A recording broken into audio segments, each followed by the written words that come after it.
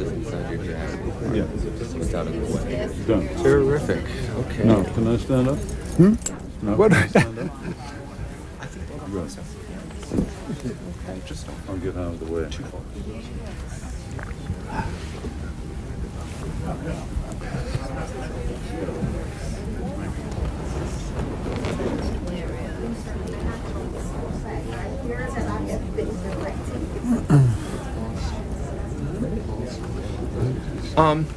Folks, big crowd up here tonight and big crowd out there in the audience. Welcome to Upstairs at Bookhampton. It's a tremendous pleasure to welcome Tom Wolfe, who will be introducing Mr. Weitz. Mr. Wolfe is an author of many, many books, including most recently the audiobook Ambush at Fort Bragg. And please join me now in welcoming Tom Wolfe. Thank you. I'm delighted to see so many Weitzophiles out tonight. I couldn't find a parking place in the parking lot around the corner. I wondered why, and now I know. This is great. This is absolutely great. Like many of you, until 1992, I really thought I knew all there was necessary to know about John Weitz's career. Of course, I'd known him as one of the most brilliant designers in America. He had been a racing car driver. He had written several marvelous novels, including Friends in High Places, which became quite a cult book among German intellectuals, particularly younger German intellectuals, because it was a portrait of a very decent, nice man who became a Nazi brown shirt. And I think this really struck a chord in the new generation in Germany. And of course, also I knew John as the man who had his tag on the back of more Metropolitan Transit Authority buses than the most active graffiti artist in all of New York. But as I say, in 1992, I suddenly saw an entirely new side of John's life. He became a biographer, and he wrote Hitler's Diplomat, which is a biography of Joachim. I never know how to pronounce that. J-O-A-C. Like that. Yeah, Joachim von Ribbentrop, of course, was Hitler's foreign minister. At that time, I figured that there was really nothing more to be said about the Nazi era, nothing else to be learned, until I read Hitler's Diplomat, whose not only was the striking personal story of one of the two men who did not belong with the Nazis, von Ribbentrop, but also it brought alive, as nothing else I've ever read about that entire era, the social milieu in which Nazism rose, and the strange battle of classes that went on in the 20s and 30s in Germany. And Hitler's Banker, the book that John has just published, is an even more brilliant portrait of that era, and of the second man who did not belong in the Nazi in the Nazi movement. Give me that first name again. Hjalmar. Hjalmar. Yes. It's a Norwegian name, so Danish name. Horace Greeley Schacht, the banker who, in fact, was not born as an aristocrat, but was one of the most aristocratic men of most aristocratic bearing who probably ever lived in Europe. And it was really, as John wrote these two books, that I, for the first time, well, I thought I knew John pretty well, learned about the background that really qualifies him absolutely uniquely to write about people like von Ribbentrop and Schacht. John was really born into a family that was very much a part of social Berlin in the 20s and the 30s. It was the time of the cabaret, in Christopher Isherwood's wonderful term, in which social climbing and social life took on very much a louche, aggressively bohemian, aggressively decadent atmosphere. John's father, who was Robert Solomon Weitz, who was known as Bobby Weitz, because English slang, English and things English, curiously enough, in Germany in the 1920s was extremely chic, and so and Bobby White's was the chicest of the chic, if anything, because he had been decorated with the Iron Cross for valor in the First World War. He was a wealthy manufacturer. He was extremely good looking, had a beautiful wife, Hetty, John's mother. In the winter, they went every place you should go in the winter, San Moritz. In the summer, they went to Lake Como and San Remo and all the other great resorts. They lived in the equivalent of the East 60s in Manhattan, and had the Hamptons done 10 times over in the places they went in the summertime. And John was sent off to boarding school in St. Paul's in England. Again, the chic quality of things British in the cabaret period in German life.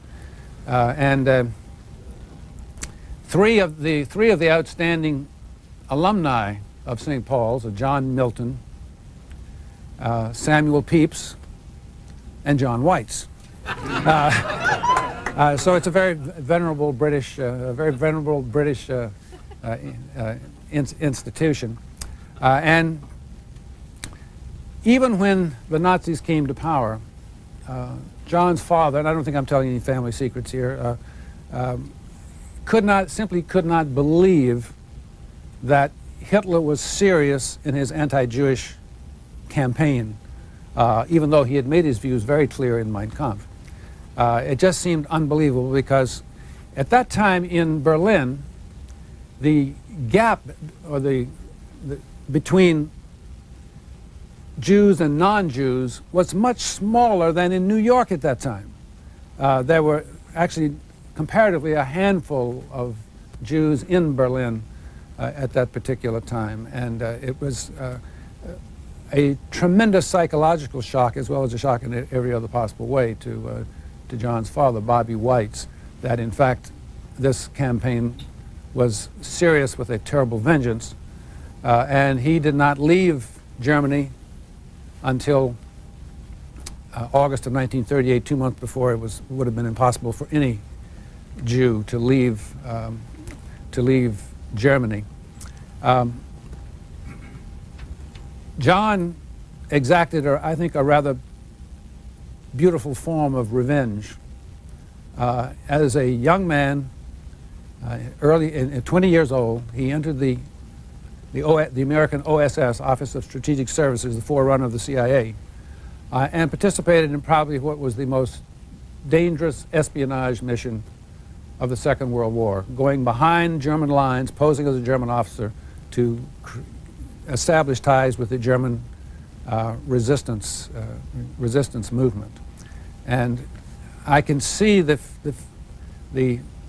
fascination that John has had with these two remarkable men. Von Ribbentrop was a club man, essentially. It was his going with Hitler was as if somebody from the Maidstone Club had turned up at the elbow of Abby Hoffman in Chicago in 1968. In fact, much more unbelievable than that. And Schacht, the supremely self-confident and extremely talented banker, also simply did not belong and would never call Hitler mein Führer. In his mind, he was simply, well, the book tells it better than I possibly can. To me, that is that background simply heightens the tremendous excitement of John's work as a biographer. And so I now will turn you over to the astounding man himself, John Whites.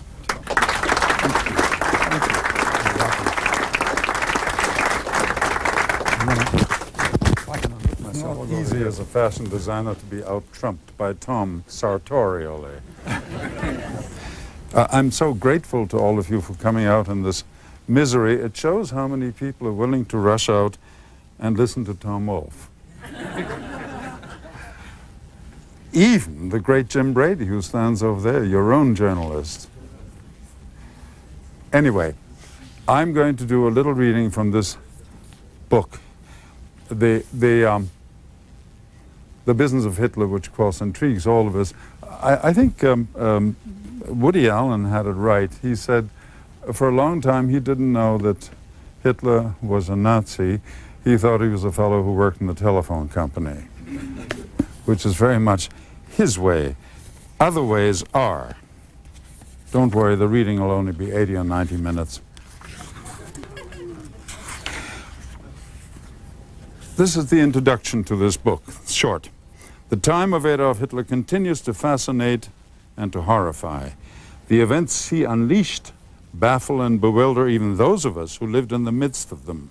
How could they have happened in Germany, that bastion of ethic, logic, and enlightenment, with its high rate of literacy and education? Even though some were well born, most of Hitler's paladins began as vagabonds and failures.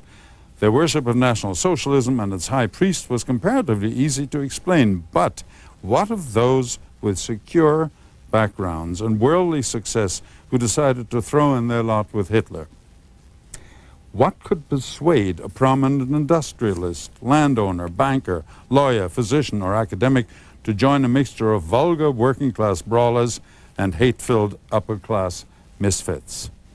The internationally famous German banker Hjalmar Schacht, actually Hjalmar Horace Greeley Schacht, was one of the anomalies. His place at Hitler's side seemed so incongruous, as incongruous as his melange of names. Schacht's early endorsement and subsequent know-how legitimized Adolf Hitler and eventually helped him fulfill his many promises to the German people. In fact, without Schacht, Hitler would not have lasted a year. Schacht, a seasoned banker, first became world famous in 1923. As the Democratic Reich's tough new currency commissioner, he throttled the fledgling republic's ruinous runaway inflation, restored a semblance of financial order, and probably saved his nation from anarchy.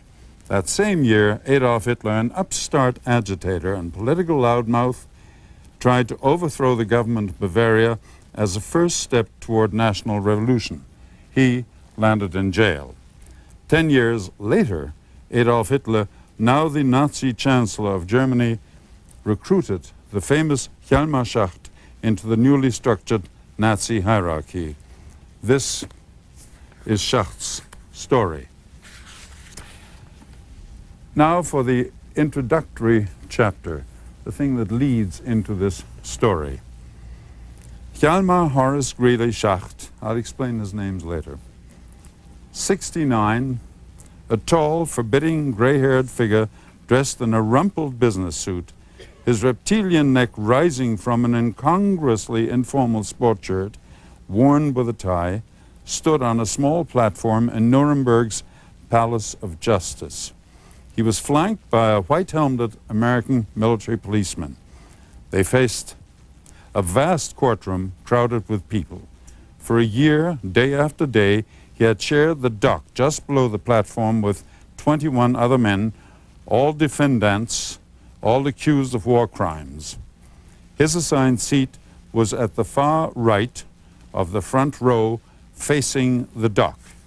Their defense attorney sat just below them.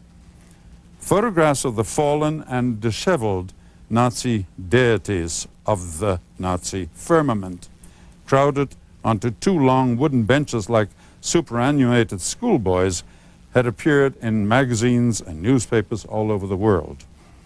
Schacht, one of the world's most famous bankers, Germany's senior representative during 2 decades of international conferences, the Nazis' former Minister of Economics and President of the Reichsbank, which was the German equivalent of the Federal Reserve Bank, and member of Hitler's cabinet, calmly faced the judges and their decision.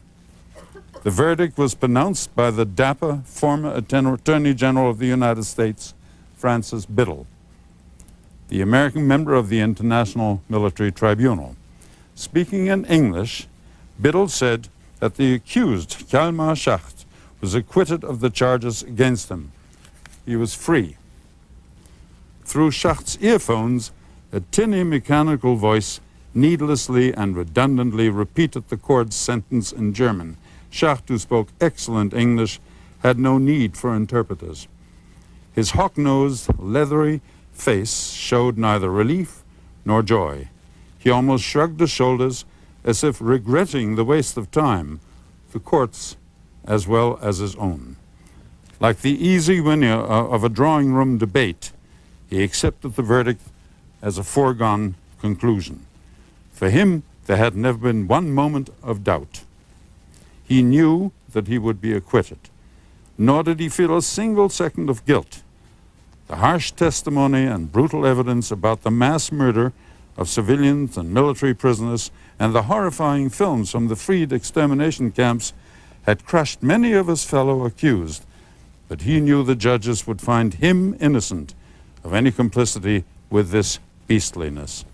As for, quote, conspiracy to prepare for war, unquote, and, quote, conspiracy to commit war, unquote, the crimes with which he was charged, he had indeed helped rebuild Germany's military strength, but for the sake of peace, not for the conduct of war.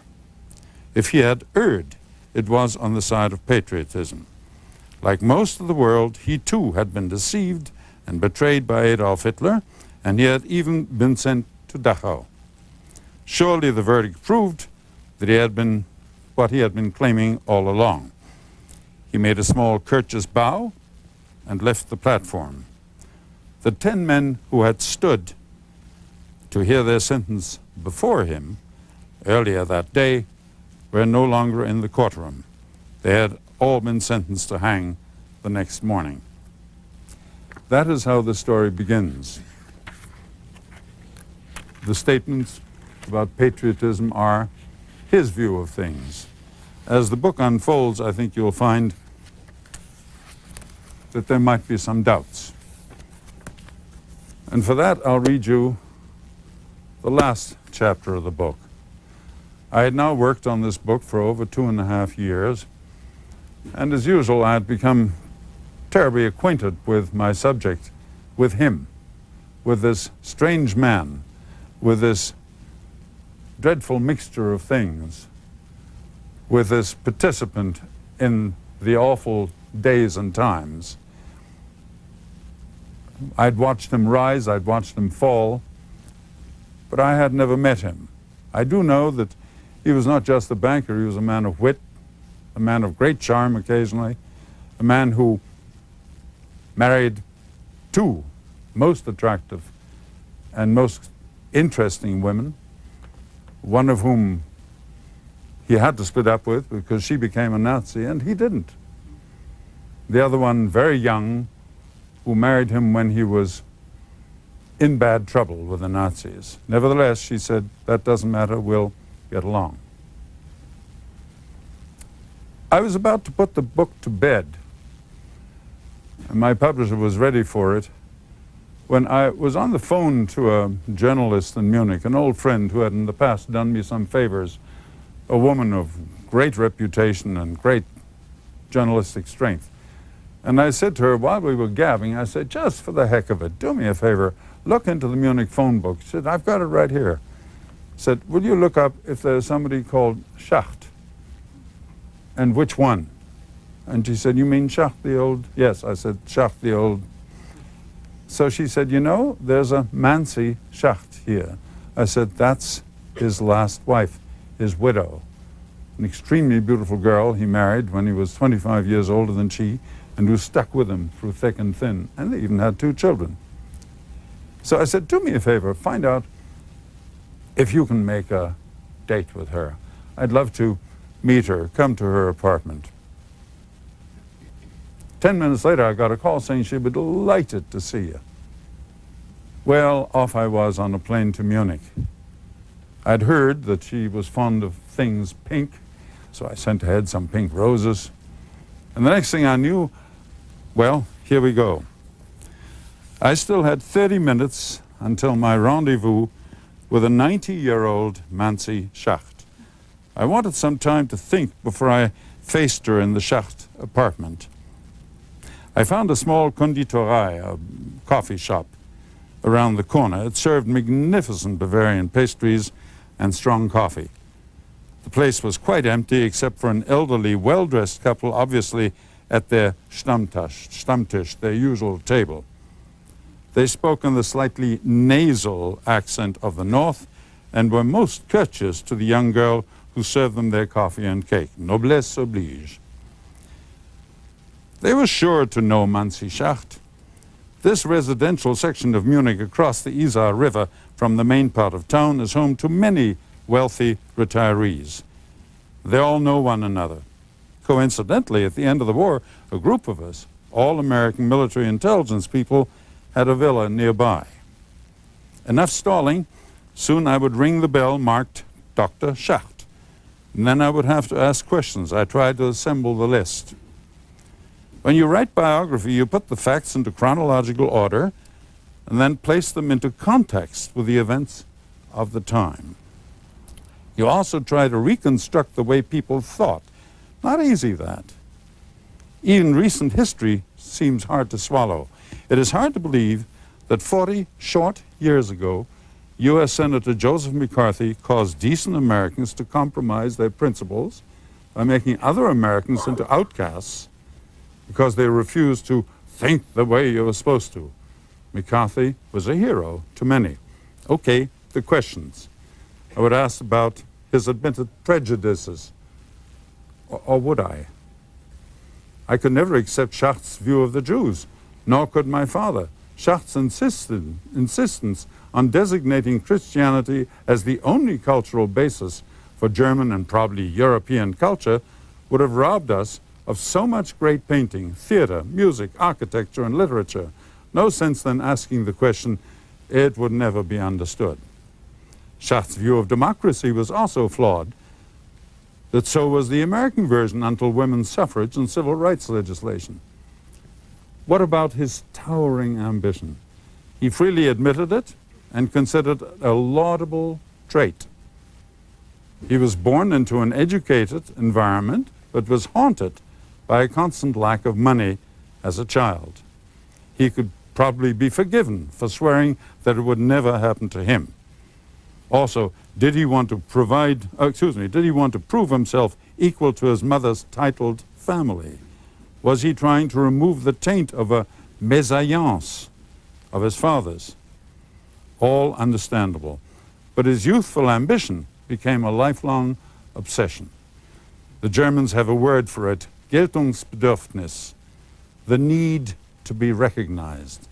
He would do anything for recognition. He was even furious when his achievements were not listed by a Nazi newspaper he detested. Was he a genius? He made his international reputation in 1923 by insisting on dictatorial powers to deal with runaway inflation, a national emergency. How he became a currency commissioner is still an open question. Some feel that it was his partner's way of ridding himself of Schacht while creating a powerful government contact. It was his partner who persuaded the government to hire Schacht. Was he inventive? No doubt. Behind the razzle-dazzle, he remained a deeply conservative banker who believed in the gold standard, in export, in profit, and in solid collateral. His impoverished beginnings, his time as a journalist and as a lobbyist, taught him that if you do not own a suit of tails, you have to borrow one. What matter of illusion is the basis for a deal, so long as the deal succeeds? What of his patriotism? It became his justification for almost all his personal and public decisions, and he based his Nuremberg defense on it. In the Kaiser's Germany, patriotism was usually proven in blood on the field of battle, but Schacht never wore a uniform. His high collar was his battle armor, but he was never part of the parade ground fraternity. Did he decide he would show them it took more than a uniform to serve your country? Patriotism became his obsession. International financial machinations battles with foreign statesmen, fights with the Weimar democratic German leaders, his early support of Hitler, his breach with Hitler, whatever he did was done for his personal definition of patriotism. Was he guilty of helping Hitler haunt the world? He was freed by the International Military Tribunal at Nuremberg by defending himself against the narrowest of accusations. The tribunal's credibility depended on the validity, the enforceability of its indictments. They could not prosecute a man for loving the devil. They could only accuse him of helping the devil to do a specific criminal thing. The real crime, of course, unprosecuted, was admiring him. Was he ever a Nazi? There was a time when he admired Hitler. Surely he had to have known from the very beginning that Hitler stood for murder, brutality, and arrogance. The viciousness of the original Nazi program, the earliest demonstrations of brutality, the Röhm affair, that was the murder of the heads of the stormtroopers in 1934, the murder of the von Schleichers, a former Chancellor of Germany, and other conservatives, the open street beatings and the arbitrary arrests could have left him no doubt. He even voiced his complaints directly to Hitler as early as 1934. He knew he was dealing with a thug and his henchmen. He made sure never to join the party. He detested war and extra-legal excesses like Kristallnacht because they interfered with international commerce. He loved trade, anywhere, everywhere, anytime, and with anyone. It was his language, his music, his religion. Hitler's lumpen anti-Semitism interfered with trade. Hitler's military build-up after the necessary rearmament interfered with trade. Autarky, the business of a country being independent, and Goering, who ran the German economy at the end of the war, interfered with trade, as did Goebbels and his propaganda. Schacht helped some Jews because their persecution might have caused international boycotts. He tried to block Hitler's demands on the Reichsbank because his war preparations were inflationary and ruined exports. Eventually he broke with Hitler, but he had also broken with the monarchists and with the Democrats. He simply could not believe that any German government was smart enough, clever enough, worldly enough to run the country. In his view, only international commerce backed by military might could keep Germany great. And it seemed eminently clear that only he, Hjalmar Horace Greeley Schacht, understood that formula. Even after he was dismissed, he could not bear to think that the man in the Chancellery would be so foolish as to ignore the views of his wisest minister. Would I ask her any of these questions? Never. Besides, now I think I know the answers. So I paid for my coffee and my kuchen and left the nice little coffee place and its seductive smells. On the way out, the old couple silently gestured a courteous greeting. A few minutes later, I rang the bell marked Dr. Schacht. Manzi Schacht was still tall, beautiful, gracious, and filled with charm. She had brewed excellent tea and served delicious pastries. We chatted a while at random, and then I asked her a few details about their travels, their homes, their children, and the circumstances of her husband's death. It was easy to see why Hjalmar Schacht had fallen in love with her. And that's all.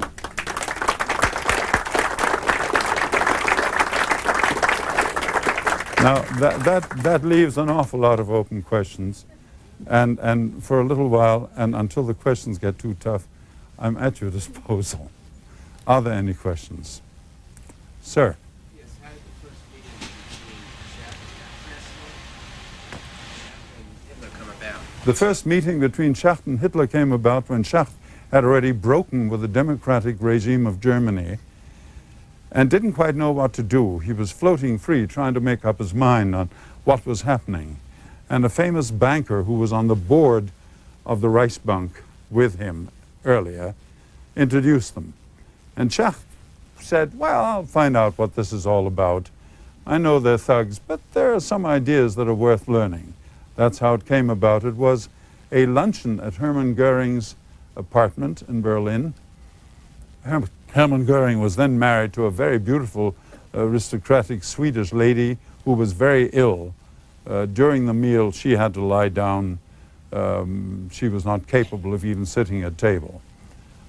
Hitler appeared at the end of the meal because Hitler was very careful about what it is that he thought he ought to eat.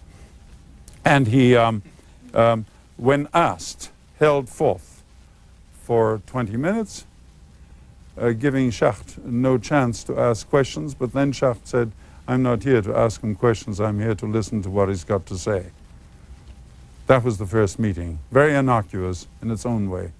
It took place, by the way, across the street from the square where we lived, since the Goering apartment was within eyesight of our terrace, kind of on East 64th Street. Berlin is very, very much like New York. It's a marvelous, frothy, nouveau riche town with a lot of grim humor and a marvelously acid view of the world. Now that it has come together again from East and West Berlin, the humor is even wilder. I just heard the story of a West Berlin policeman who was approached by what was obviously an East Berliner who didn't know West Berlin at all as yet. And the East Berliner, in his very simple clothes, said, "How do I get to the zoo?"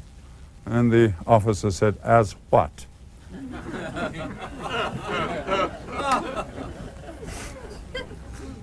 Sir? I think from your description of your book that the major thrust of it is the conflict in the book is whether or not he's guilty or not guilty. Obviously, the Nuremberg trial, from your description, found him not guilty. Let's assume for a moment that Hitler won the war. Defeated Russia, defeated England, defeated America, and now they won the war. Would then his crime be considered differently? His crime, I just want to figure one last time. His crime of assisting in the economics, the wherewithal for the German army and industry was supplying them with the economics to be able to pay for that type of thing. Germany lost the war. So you say, well, it didn't work out too well. If they had won the war, and now his work that he had done contributed to the war. As before, when they lost the war, you said, well, he didn't contribute to it, he was just doing business with it. I'm not guilty of following the orders. Germans agreed with you. They locked him up the moment that he was freed by war crimes trials. And they arrested him 5 times, 5 different trials, had to free him each time. I'll give you one of his answers to give you an idea of how pragmatic the man was. At one point, his defense attorney was asking him as he stood there, "Tell me, Dr. Schacht, you were heard to have a loud argument with Adolf Hitler at the Berghof, the mountain retreat, shortly before the war. What was that about?" And Schacht said, "I told him that I would no longer supply any federal funds for his army." And the attorney, his attorney, don't forget, trying to elicit an interesting and positive answer, said, "Well, did you tell him why?" And Schacht said, "Oh, no." He said, "If I had told him why, I wouldn't have any need of an attorney like you. I'd have need of a preacher." He knew exactly what was happening, and the fact that he couldn't be stuck. I'll tell you one retribution, though. When it was all over and he went back to banking, and I have a chapter called "Once a Banker, Always a Banker," Indonesia asked him to help, Iran asked him to help, Iraq asked him to help, Egypt asked him to help. All the emerging nations said, "Schacht will straighten out our economy." The only people who wouldn't work with him were any German bankers, any French bankers, any English bankers, or American bankers. They simply struck him out of their vocabulary. Madam? Why was he acquitted? Why was he acquitted? Because the indictment was so narrow that based on that he could not be convicted. It is like saying you're only guilty if you walk up the second flight of stairs through the back door and then take the seat marked Schacht. If you didn't do that, that was it. Take my word for it. The American prosecutor, as you well know, since Madame Timmins is the widow of a famous American diplomat and ambassador, the prosecutor was Supreme Court Associate Justice Jackson. He was no ninny, and he was thirsting to pin Schacht more than anyone else because he thought Schacht was the worst. That was Jackson's view. Thank you, Mr. Weitz. I'd like to read your book, and I know it's interesting, but I just feel like he's evil. Well, and I would shoot him. I mean, if you shoot a man because he's evil, then you're doing what Nazi Germany did over and over. They simply pointed at somebody and said, "You must be awful. You're Jewish. Let's get rid of you." Or worse, equally bad, "You must be awful. Your father had syphilis. Get rid of you." Or "You must be awful. You're deaf and dumb. We can't use you in Germany." So these are, I'm afraid it has to go through the legal process, doesn't it? It does, but he helped Hitler. I mean, Tell that to Supreme Court Justice Jackson. Madam? You mentioned you were going to tell us how he got his name. Oh, his names. The Schachts came from the Frisian part of Germany. It's a tiny, tiny stretch between Germany and Denmark in the northwest. They all spoke that marvelous language called Plattdeutsch. And Plattdeutsch is a language that is neither English nor German nor Danish. His grandfather was Danish. His father, like a lot of Frisians, immigrated to America in the 1870s in order to avoid Prussian army service. It wasn't a question of being afraid. He simply didn't want to be a Prussian and subjugated to them. Came back to America, but while he was in America, became a great, great aficionado, fan of Horace Greeley, the great journalist, who said, "Go west." Well, Schacht didn't go west. He went to upstate New York and went broke. So instead, when he came back, he was going to name his son Horace Greeley Schacht.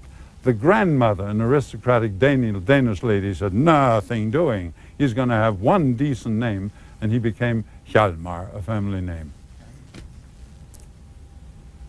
Why did Hitler send him to Dachau? Because Schacht finally connected himself with the 20th of July 1944 attempt on Hitler's life. But they couldn't pin it on him. So all he did is to get him out and isolate him. And now I'm afraid I can see a famous gentleman back there who built my house. It's okay, it isn't leaking, it's fine. That's Frank Deline of Telemark. In any case, I'm very grateful to all of you for listening to my stuff, and if I can sign any books for you, let me know. Thank you.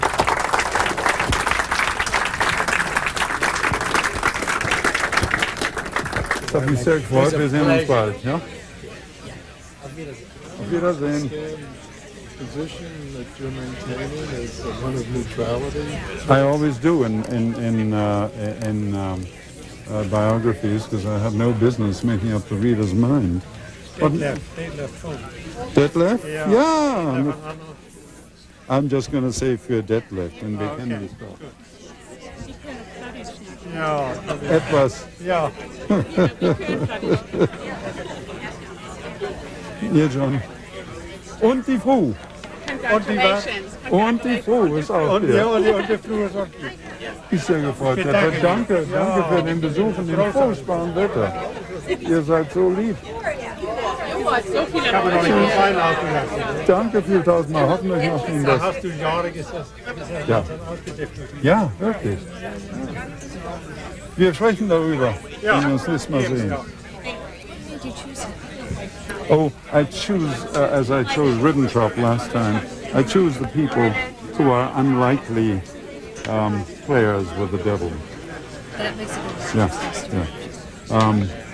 People, as Tom said, who were successful and didn't need this new rocket, and who joined him anyway. Who may I assign it to? Catherine, with a C, A-T-H-R-Y, E-R-I-N. that way. Yes. C-O-O-K with an E, no? No E.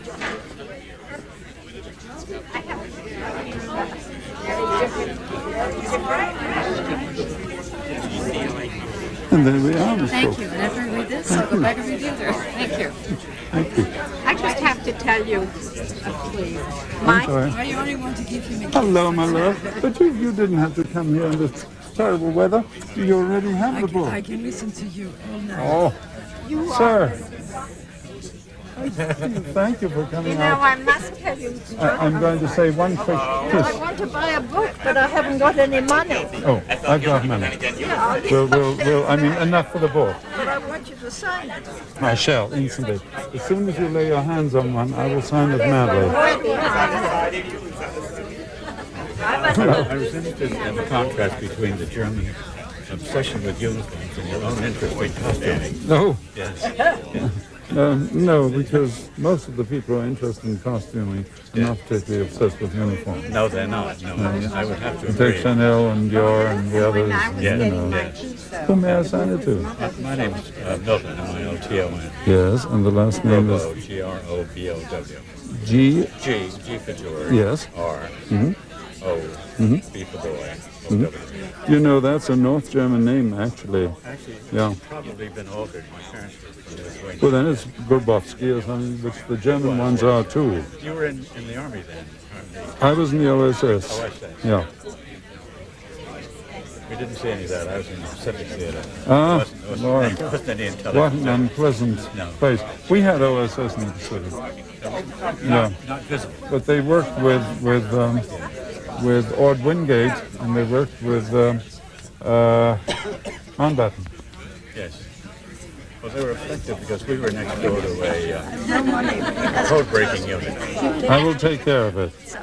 We broke the Japanese code. We were able to shoot down Yamamoto at the time. Yeah, he was shot down was and shot down. going from one island to the other. Yes, I think you were very brave to come. Strangely enough, the pilot who shot him down was not actually... Écoute, ça fait combien? Laisse ça, moi je vais l'arranger. Pas nécessaire, non, c'est pas grave. On se revoit plus tard. Well, I just want to tell you, my madam. mother, you knew your mother, Did and she? when I got married, Yes. your mother chose my trousseau. How wonderful! Wholesale. How wonderful! Do you remember the name Julius That was Brand? here in this country. Yes, from My mother had a Switzerland. business in this country Right, she did. between 1942 and on. Till the 50s. And I always thought you had just stepped into it. No, No. I never joined her. Oh, really? But that was the Swiss crowd. My maiden name Yes. was Beer, B-E-E-R. Sehr We came from Schweizer. Switzerland. Yeah. Well, they have their own story. I know they do. Okay, take Nice care. to see you. Congratulations. Thank you. That was delightful, John. I never know if one says the right thing, but I think so. David was saying you're so comfortable, you're so at home during the reading, and enjoying it makes it do so well.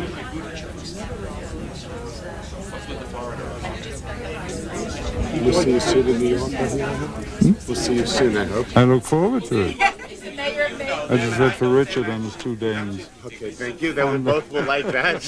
It's all right. Bye-bye. Thanks, Richard. Congratulations. Hello. My gosh. We have really gotten you over here in this I frantic told you weather. I'd be here, absolutely. It's actually a treat. It's Matthew with one T or two T's? Yeah, that's what I thought.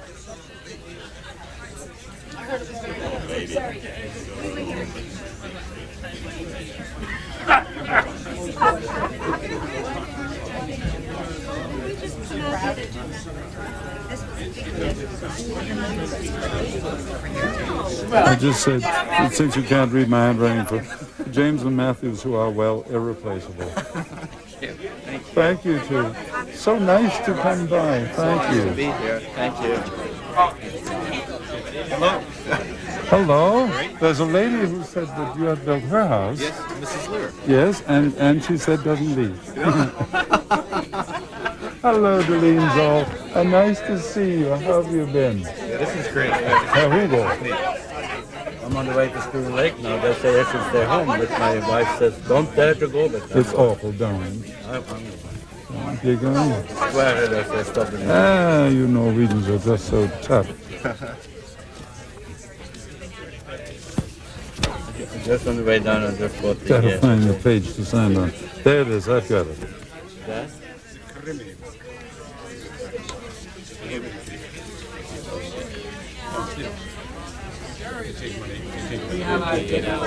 Join you then.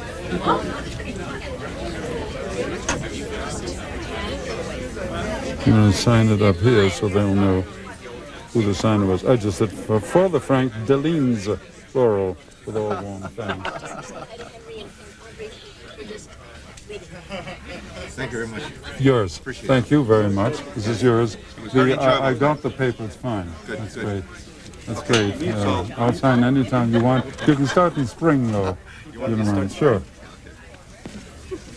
Yeah, that's fine. Might as well do a little business while we have a chance, Sure. right? Sure. Oh, it seems eminently fair.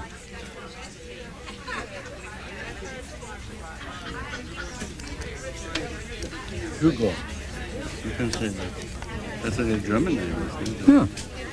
Do you know what I said here? I said, My mother ran out of names.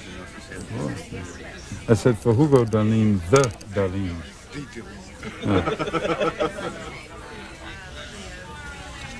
Thank you, sir. Thank you very much. Yours. Have yourself a very careful trip. Okay. Spoon Lake. Take care. Peter. I made it. Nice I made to it. see you. Why didn't you put it here? Oh, because Is that against the law? no, it's just this Then I way. can cut it. Then I can It's cut more. it out It's instead more. of somebody. No, give it you to somebody else after I've read wouldn't. it. You wouldn't. No, it's just so much more personal. I think. For this way. I like the book, but I just don't agree What did they agree with? With